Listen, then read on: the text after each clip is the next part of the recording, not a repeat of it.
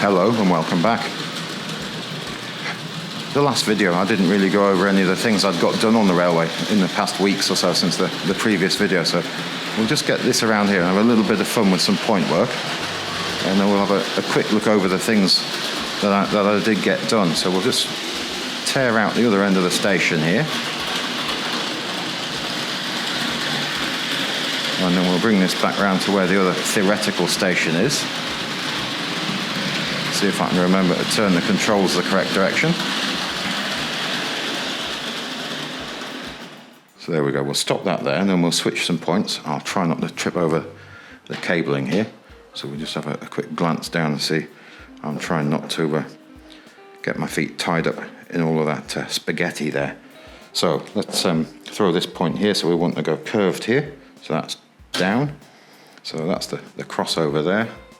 So ideally what I'm hoping to do is isolate the Nigel Gresley there, but I'm thinking about now I should have put the points at the other end of this passing loop here on the same switch, because I think it's just ultimately going to be more fun with just throwing that switch the once, or I could put both switches a little bit closer together.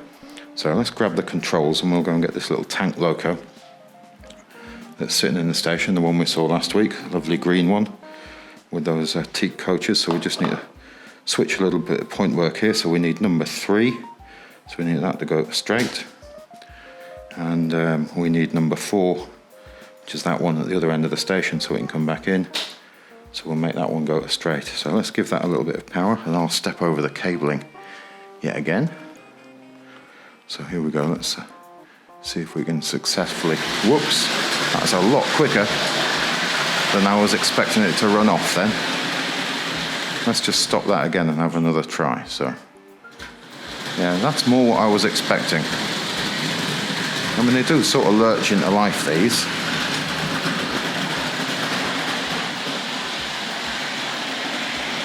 And then round we go the other side. Let's see if we can slow that right down now. And we'll come back into the station.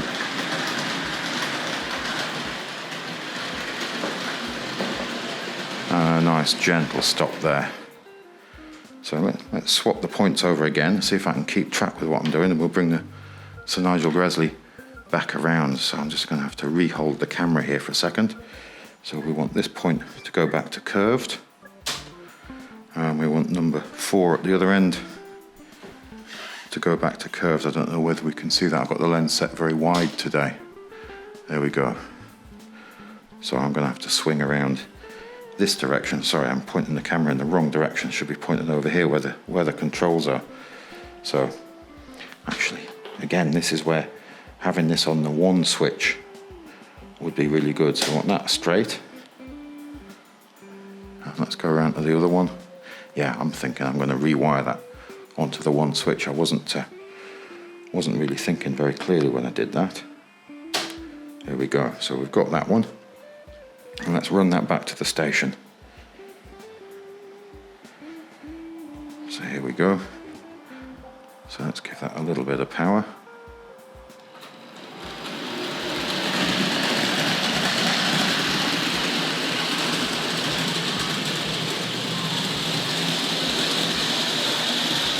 So this is just a little bit of a play with the trains, and we'll see what we can get done.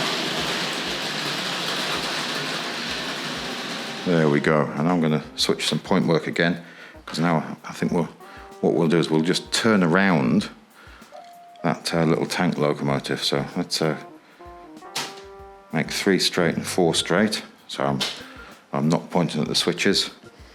So let's bring that around to the turning circle. So let's give that a bit of power. Now this tore off last time, didn't it? Let's give that a little bit. Yeah, that's a bit more sedate.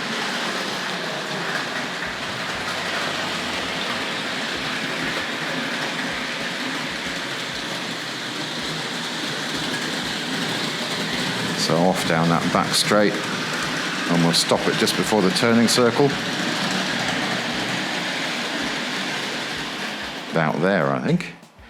And then let's see if I can work out which switches we're going to throw to make this happen. So I think we're just going to swap over on the camera here, so I can hold it with a different hand. So what we need over here is number 15. Let's see if I can make 15 curved. And then we need number, which one do we need here? So we need number 16. So number 16. Hang on a second. I'm looking for number 16. So there we go. 16 is curved.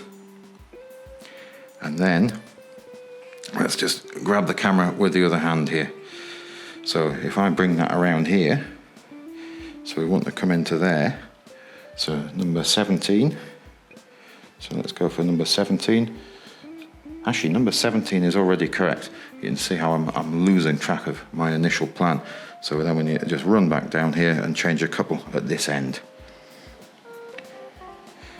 So number 10 should do the whole thing there. So that's that crossover to curved. Now ideally that should run around and come back past that princess with the blood and custard coaches. So let's test my theory out here. Something's nagging me that I've got something set incorrectly.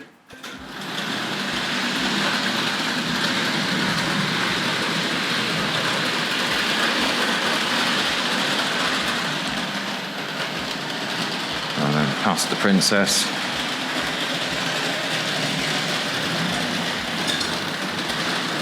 Lovely clatter from that as it comes over the point work there. And we'll just bring this back up to the station.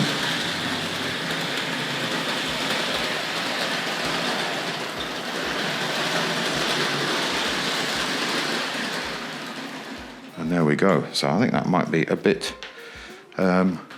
enough. Sorry, not a bit. Enough Hornby 00 fun there for a moment or two. So if we just put those controls away, and then let's have a look at the princess on the Series 3. So there we go. So we've got the princess there.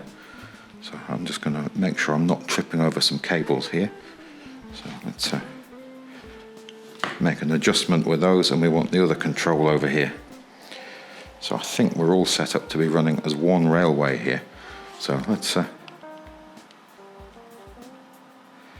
give that a little bit of power, and we'll get her underway. So that should run all the way around.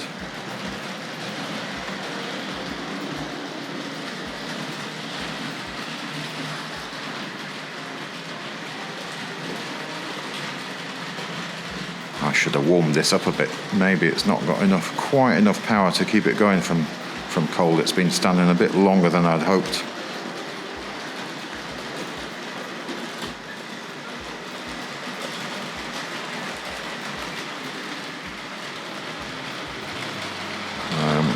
Jump back up here again and watch that come around. Well, let's see if we can get that to come to a gentle stop. And then what I'm planning to do is swap the engine here for the Britannia. I don't know whether you spotted it sitting in the station. So let's see if we can employ this uncoupling ramp. Let me swap hands with the camera. See if we can do this the other way around. So again, we'll just roll forwards a little.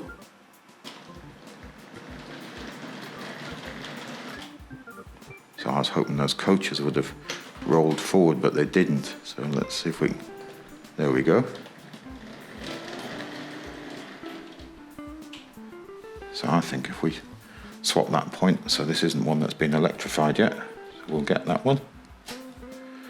And then we'll just back that into this line here, and we'll leave it while we get the Britannia. So if I go backwards now,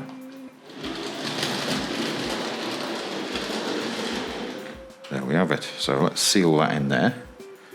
Let's just swap hands on the camera again. So let's see what we've got with the Britannia over here. So we need to get that out of there. So I think if we back it out of there and through here, let's get that one. And turn it round because I think that's facing the wrong way around. So we'll employ the turntable as well. Let's just grab the controls here. So.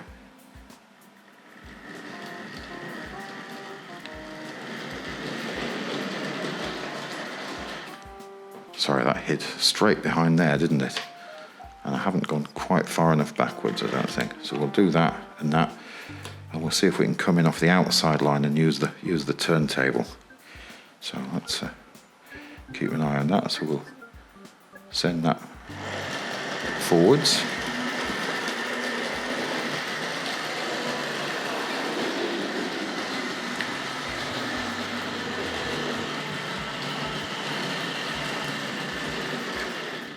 There we go.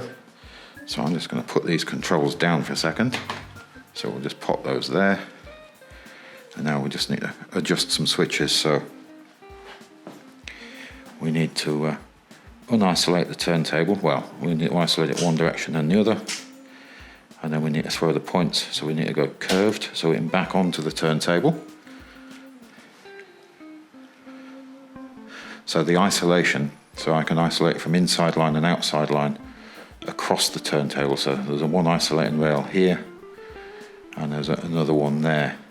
Although if I've got the railway set up to run as one railway, I don't need to do that, which is actually how I have it running today. So I haven't got it set up as two separate lines. So let's back that onto the turntable. So we'll just give that a little power.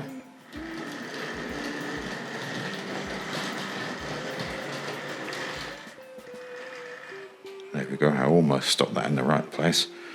And then we'll go for the magic button here. I don't know whether I can get all of this in shot at the same time. So my finger jumped on the switch there. There we go. So let's back that off the turntable, and we'll go and pick up those coaches. So am I going to turn this in the correct direction? He wonders. So let's give that a go. No, I wasn't.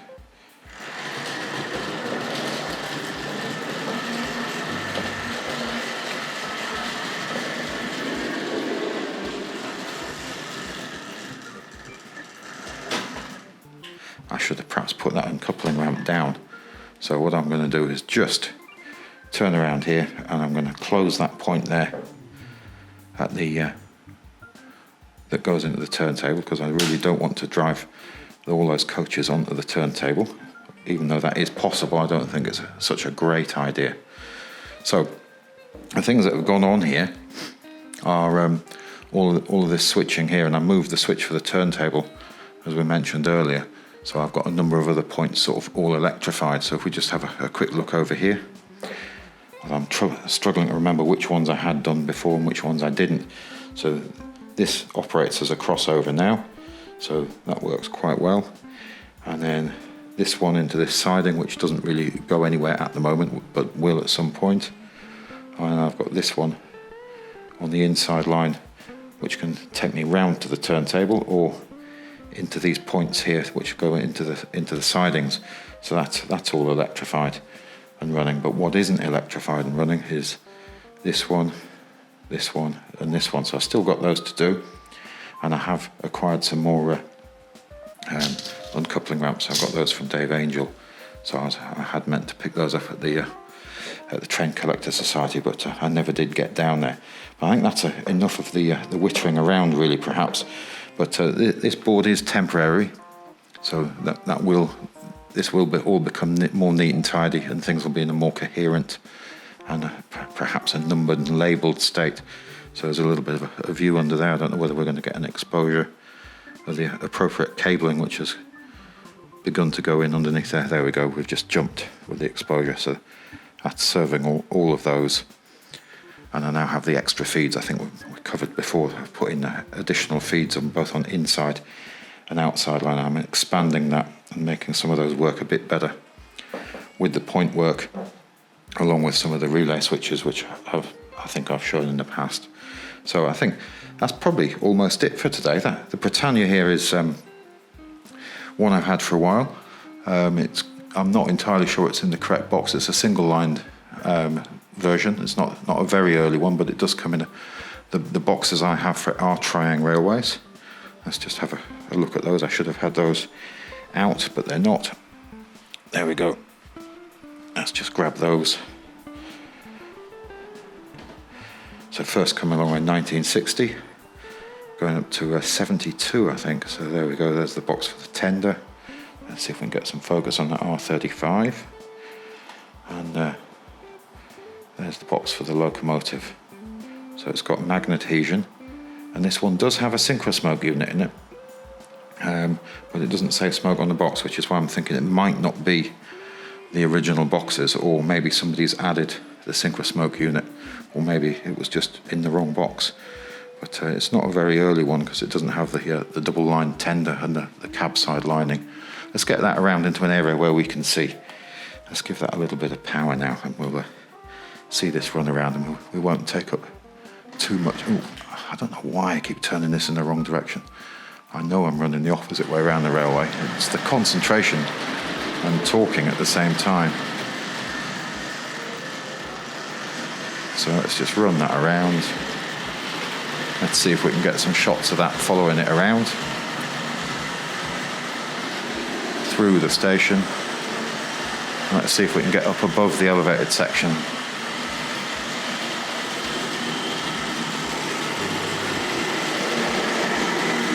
Makes a lovely sound. Oh, let's leave this wide. Let's let it go right the way around. See, completely hands-free. There's the controls sitting over there on the edge of the railway.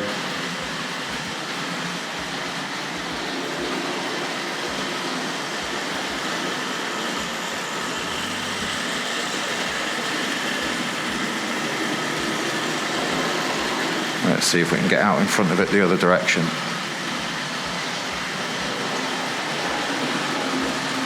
Through the tunnel. So I think if we just grab some control over that, I'm wobbling now with the camera. Let's just bring that slowly into the station. I took off slightly more power than I was anticipating there. Let's just bring it along here.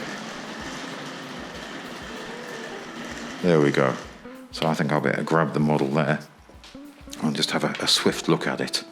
So if I just change my grip on the camera and the gimbal here. So let's see if I can unhook that. There we go. We'll pop that down there. I just try and grab that carefully. We'll pop that down there. We'll just have a swift look over these models. So it is a fairly tidy thing. Let's see if I can stand out of my shadow here.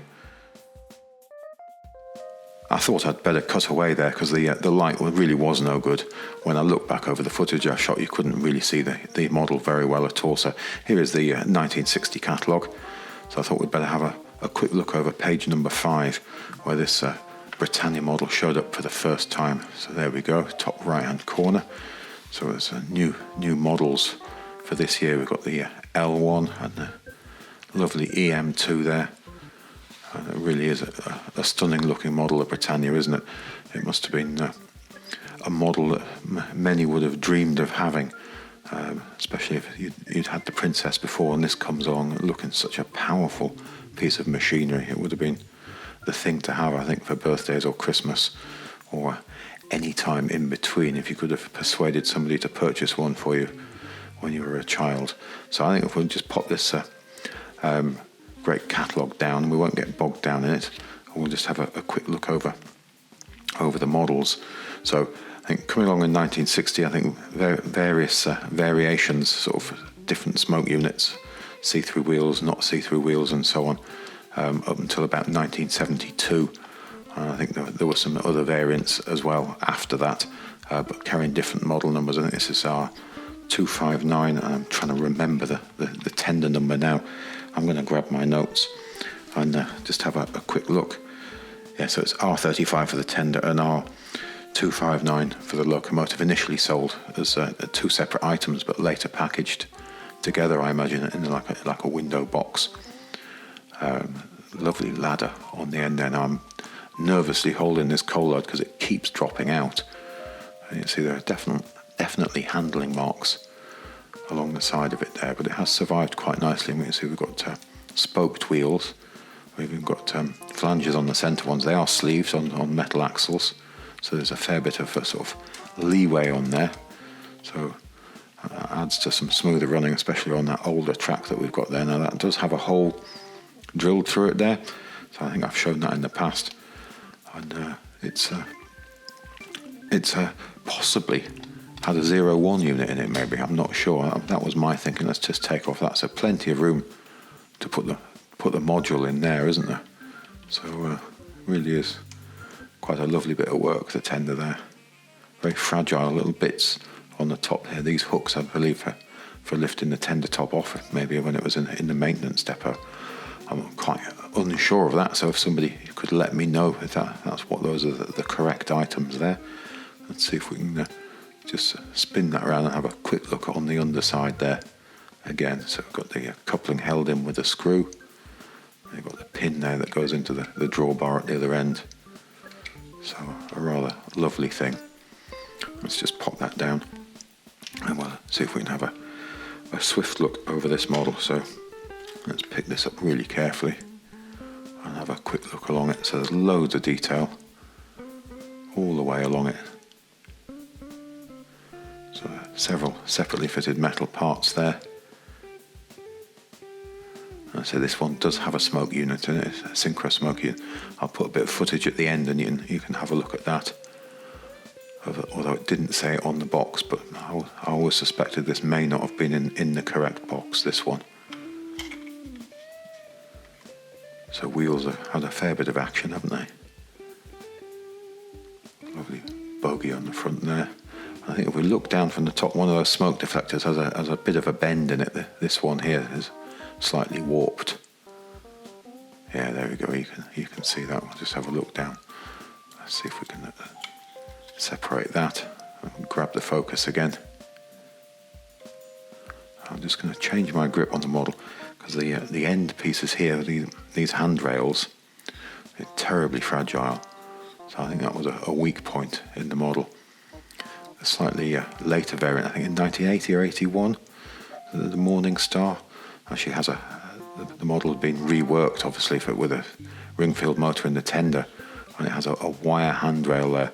So I did get hold of a Morning Star just towards the end of last year, sadly just after the System 6 came down, so it never did get a chance to run on that railway. It was one of the models I'd really wanted to run, but the model didn't come along at the right time, and the track was still down. So there we got the model number there. Let me see if I can turn that around. Can we get that to read? There we got R.259. Is that made in Great Britain? So again, I'm struggling seeing all the way down there. We've got Triang there as well. So lovely heavy rear truck there. But I think that's probably about it for this week. So if you look back again next time, I'll have something else to play with on the railway, and I'll leave you just with a bit of footage of the chassis running on the rolling road. Goodbye now.